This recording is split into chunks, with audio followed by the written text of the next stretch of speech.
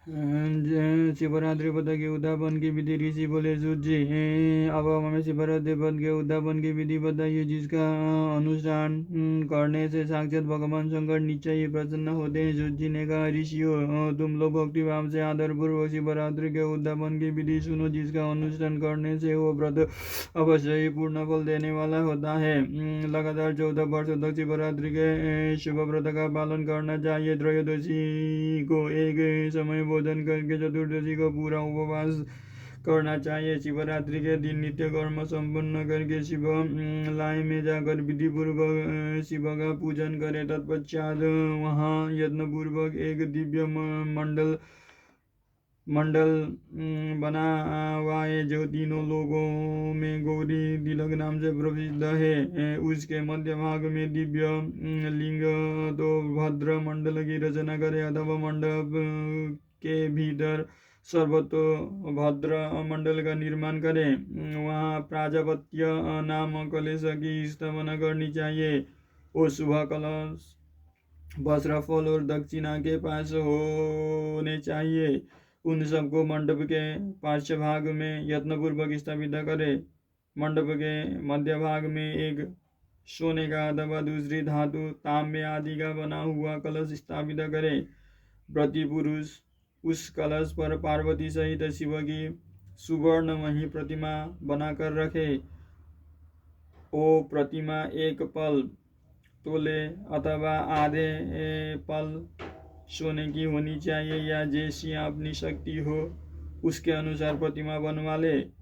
वाम भाग में पार्वती की और दक्षिण भाग में शिव की प्रतिमा स्थापित कर वे रात्रि में उनका पूजन करें। आलस्य छोड़कर पूजन का काम करना चाहिए। उस कार्य में 4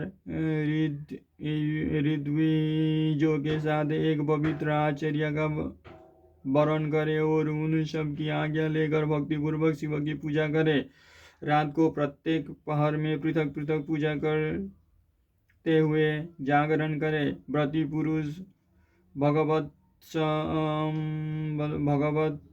संबंधी कीर्तन, गीत एवं नित्य आदि के द्वारा सारी रात बिताएं। इस प्रकार विधिवत पूजन पूर्वक भगवान शिव को संतुष्ट करके प्रातः काल पुनः पूजन करने के पश्चात सविधि होम करें। फिर यथाशक्ति प्राजापत्य विधान करें। फिर ब्राह्मणों को भक्तिपूर्वक भोजन कराएं और यथाशक्ति दान दें।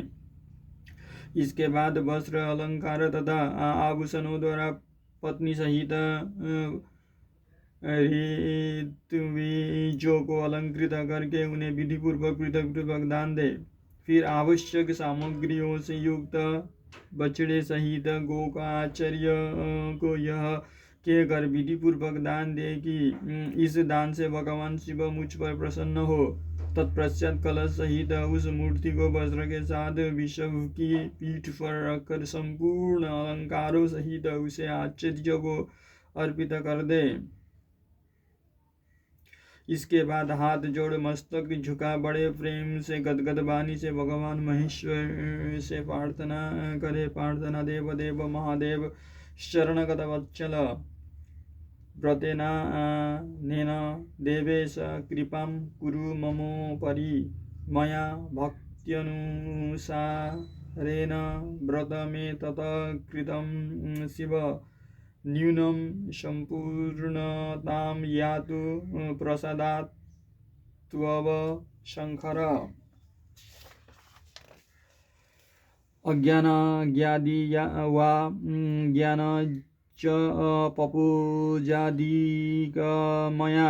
कृतं तदस्तु कृपया सफलं तव शंकर। देवदेव महादेव शरणगत वत्सल देवेश, इस व्रत से संतुष्ट हो आप मेरे ऊपर कृपा कीजिए। शिव शंकर, मेरे भक्ति भाव से इस व्रत का पालन किया है, इसमें जो कमी रही गई हो वो आपके प्रसाद से पूरी हो जाए। शंकर, मैंने जनजान में या जानबूझकर जो जप पूजन आदि क्रिया है वो आपकी कृपा से सफल हो। इस तरह परमात्मा शिव को पुष्पांजलि अर्पण करके फिर नमस्कार एवं प्रार्थना करे, जिनसे इस प्रकार व्रत पूरा कर लिया, उसके उस व्रत में कोई न्यूनता नहीं रहती, उससे वो मनोवांछित सिद्धि प्राप्त कर लेता है, इसमें संशय नहीं है।